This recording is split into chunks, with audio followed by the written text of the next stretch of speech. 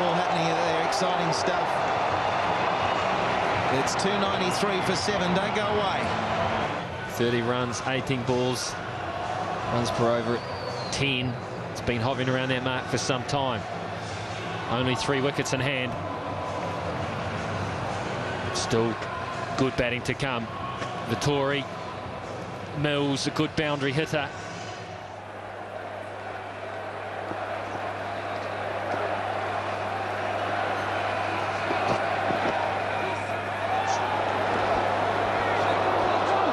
Collision here, McCullum runs straight into the bowler. The crowd don't like it. There's no hard feelings there. It's well bowled. What's the shoulder charge? Accidental. I will say accidental. Stuart Clark was making tracks to the ball, and that's all he was focusing on. But he's a big boy, 6'5", 6'6".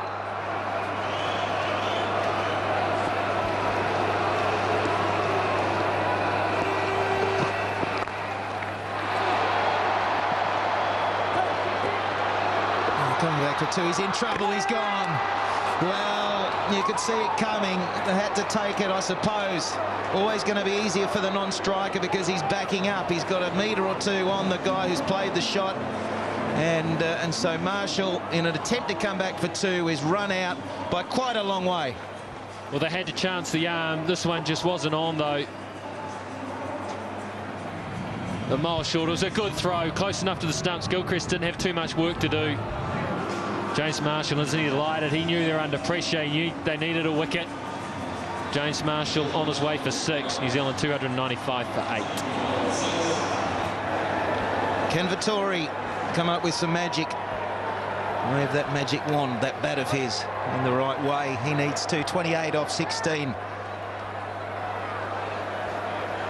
It's going to come down to the wire. Australia still have got their noses in front, that's for sure.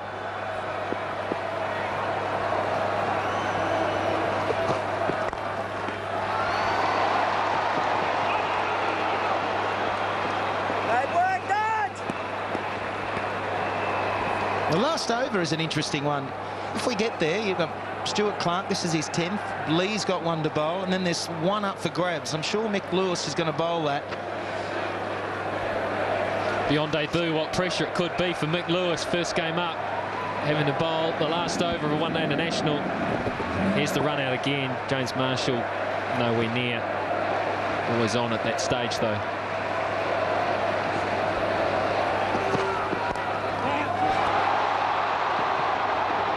Fielding in the deep.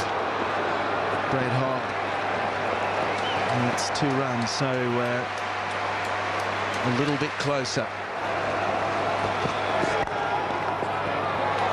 End of the over, dot ball, 299 for 8. There's 2 to go.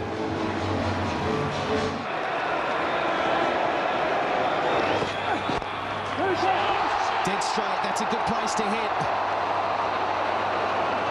Didn't quite get hold of it, so only 2.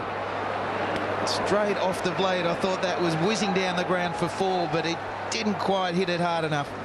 Always a gap straight back over the bowler between long off and long on. McCullum just not quite timing as he would, and he knew that. You saw him yell out 2 the minute he hit it. They need a boundary here, New Zealand, in this over. They need a couple of boundaries in this over. It's going to be a real task. Brett Lee, he'll be looking to bowl full and straight, maybe a short one, maybe a slower ball. There's a lot going through his head right now. He needs to think about this. McCullum, where's he going to hit it?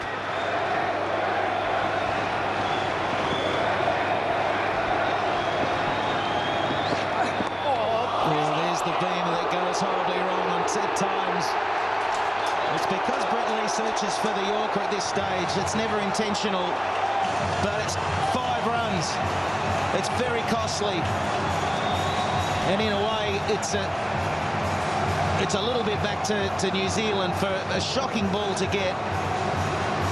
I do stress this is never intentional. It's him searching for a Yorker, and it comes out slightly early, but at 5 runs to New Zealand, so a big shift here. 11 balls remaining. It's a massive ball for New Zealand, a moral victory for McCullum. He's had that before. This time he got enough on it and got it for 4. Brett Lee there, they're trying to dry the ball, perhaps a little bit of dew in the evening.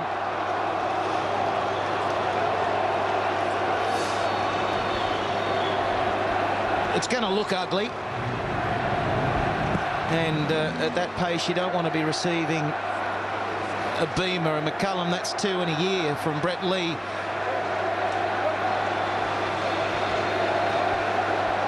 Fast bowler.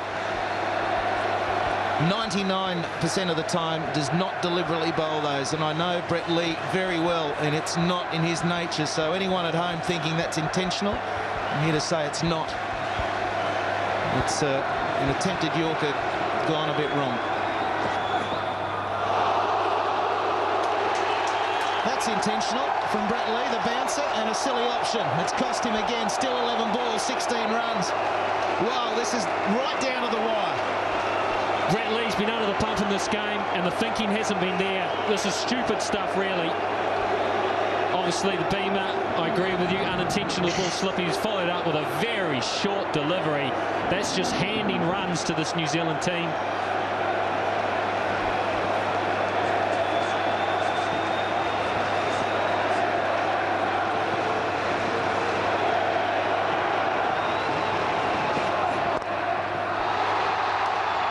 Just be the one. McCullum got a good piece of that. And Brad Hogg, who has been standing a little bit squarer than that, was in front of point. And there's a good, nice gesture from Brett Lee, apologising again. 308, New Zealand's highest score against Australia. What a super effort by the Black Caps under pressure here from the batting point of view. 308, the highest score chasing against any nation. Still scary. Look at those figures. Who would have thought of that? Brett Lee to bowl 9.2 overs and have gone for 76. Only 1 wicket. All the talk was about Brett Lee. New Zealand is frightened of him. Well, they've stood up in this match.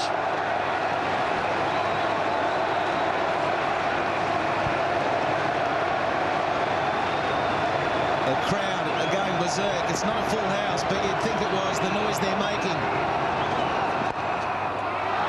Smart batting from Vettori. He's just placed it there. Another boundary. Wow, 11 now for victory off 9 deliveries. Who would have thought? This is magnificent stuff from the Black Caps. Such a sensible shot. This is the skill of Daniel Vettori.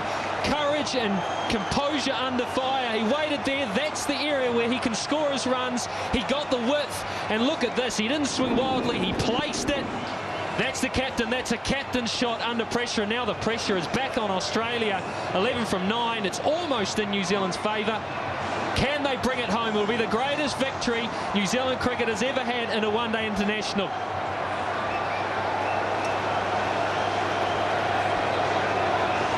Well, what they've shown is just absolute character to turn things around. Demoralising defeat at Auckland. Again, the dab shot. Probably only the one. It is just the one, but that's sensible batting from Vettori. Sorry, I'm... Don't you call our captain a girl. Oh, I tell you, it's high energy stuff. But you think of how demoralising the loss was at Auckland, and it's so good when you see a side fight back hard and show the character, show their talent. They were written off in the media the last few days. Statements made about where this team was. They wanted to change it. The selectors stayed. They showed faith in the side. Can they redeem themselves? Well, they've certainly done that. Now can they bring it home? Brett Lee, 2 balls to go in his last over.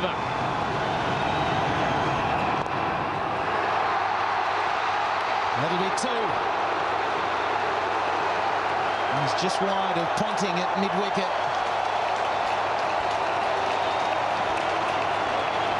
That makes pretty good reading. A 4 now, a boundary to the Black Caps, and it's New Zealand's game. It's their game. If you do the equation, say it's a 4 off this delivery, it'll be 4 off the last over. And so less than a run a ball. That should be easy pickings. And then Ponting has to bring fieldsmen up in the ring to save singles. So the Black Caps now, they're a boundary of winning this match. Well, I suppose the question is it a third umpire option? I mean, that's what's occurring now, is that they've stopped the game. Now we can see that there's only 3 men inside the ring. There's an error from Ricky Ponting, and that the extra man and it would have been probably fine leg, needed to come back up, and maybe that man was not concentrating. So no ball has been signalled, an extra run. So the equation easing up, or not easing up, but getting a little bit easier for the Black Caps. Ricky Ponting is livid with the whole caper.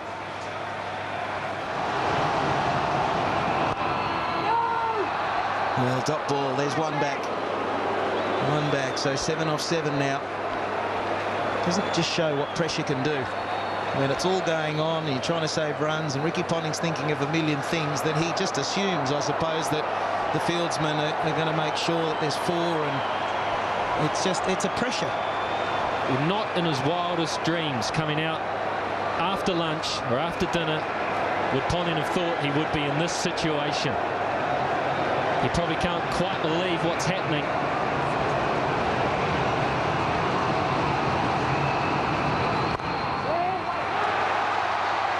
There's another one down the ground. The crowd go berserk once more. Have we got one hell of a final over in store for you? 3:17 for 8. McCullum on 47 from only 31 balls. It's a good start. It's the Yorker, but the crowd know that that's all that's required, a run a ball. Australia need a wicket or a dot ball, and then they can mount some pressure. And how often in this situation do you see a little outside edge or a French cut run down for 4, and that can close the game down? It can be as simple as a little educated edge, not that you're meaning to. The fieldsmen are thinking, oh, do I want it? Yes, I've got to want the ball, but I don't want to make a mistake. I don't want to cost my country a game that would see New Zealand now catch up 1-1 running into Christchurch. It's hard for a batsman to sort of get momentum when it's all so stop-start. 5 from 5. Good bowling again, Yorker length, but the single. This is superb bowling so far from Lewis. On his debut, under pressure, and he's bowled 2 perfect deliveries rarely. New Zealanders are up to it, though. It's bat on ball is what they need. Lewis full and straight, right in the block hole. 2 from 2. The New Zealanders are up to it. All they need is to get bat on ball and scamper. Yeah, and it means that mid-wicket and cover have to keep creeping in closer, because at the moment it's just easy singles. They've got to get at least try and expose a run-out opportunity, because bat on ball, drop it, tip and run. Here's a chance. Got to be directed. That is an unbelievable throw. Michael Clarke, with a 23 on his bat, has aimed up and smashed the stumps. Can you believe it? The wonder kid, it's brilliant. He's come to the party when called for. They're always going to take the single. He picked it up cleanly. He threw, he aimed, and he hit. And he's run McCullum out, the real danger man here. And what a superb piece of fielding. Great innings by Brendan McCullum, 48. He's given his team a real chance, 319 with 1 wicket remaining. Vettori on strike, 4 runs from 3 deliveries. Again, a run-out opportunity, fumbled. That could have been it. Brad Hodge could not get his hand around it and offload a throw. And a direct hit would have seen Australia winning with 2 balls remaining. Wasn't the easiest ball to take. He just rushed it. Needed to gather that cleanly. New Zealanders get a crucial extra run. 3 from 2 required now. 2 balls remaining. Mick Lewis under pressure's bowled a very, very good over so far. Here's the run out. Michael Clarke. Well, he's called the Wonder Boy. Deadly in the field. Fantastic throw. Fantastic innings by that man there, McCullum. That was phenomenal, that throw. in such a pressure situation, he was cool. He gave himself the time to get the direction right. It also means New Zealand need to find something more than a single. They've got to find a gap. They've got to find a gap in the field. They've got to hit it solidly. They need either a boundary. They can't win it in singles now.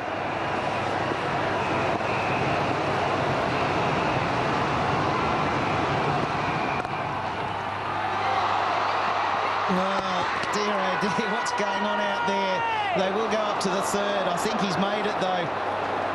Michael Clark had an opportunity to stop that, and it would have been an easy run out. But if this is out, oh, he has got hold of it. I think this is out. He's got it. That's out. Well, we need to see the other view.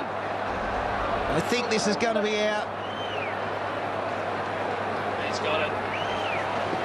Mick Lewis under pressure. He's got it. He's got it. He's won this for Australia. He's bowled a brilliant over at the death. It's hard to see there, but I feel Mills has been caught short. Mick Lewis, you're a champion in this last over. The crowd waiting for this one. Here comes the decision.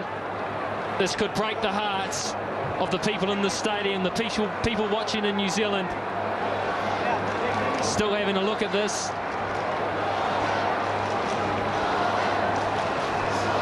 Yeah, we almost need the other side, but I think on that you can see he's about an inch out. And when the bails come up, that bat is just shy. And what a sad end for the back Cats. What a relief for Australia. Just confirmation of that. There it is out. So Australia dismiss New Zealand for 320.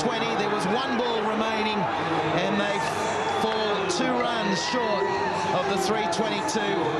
Gutted is their response, and the contrast, there's the elation for Australia. But what a match we've seen. As you said, Richo, it's had a little bit of everything. New Zealanders can be proud of their team today. 322, such a target. They chased it. Think back a few days ago. Think about how you were feeling after New Zealand was soundly beaten, and this is what they've produced tonight. A fantastic performance of guts and courage. The Australians are jubilant. They've been pushed all the way, and Mick Lewis on debut, take a stump. You deserve it. You've bowled a magnificent last over. You put it where it was required. You put it full and straight, and that's how you bowled at the death. And then you've had a direct hit run out.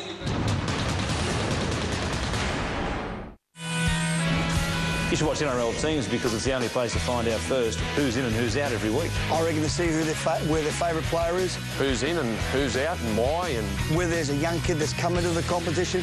Find out the latest news. Well, every Tuesday night, we'll be able to find out whether your favourite player is playing for your team on the weekend and not have to wait an extra 12 hours to find out. Who's playing, when they're playing and where they're playing as soon as possible. NRL Teams, live Tuesday, Fox Sports 1. Fox Sports News.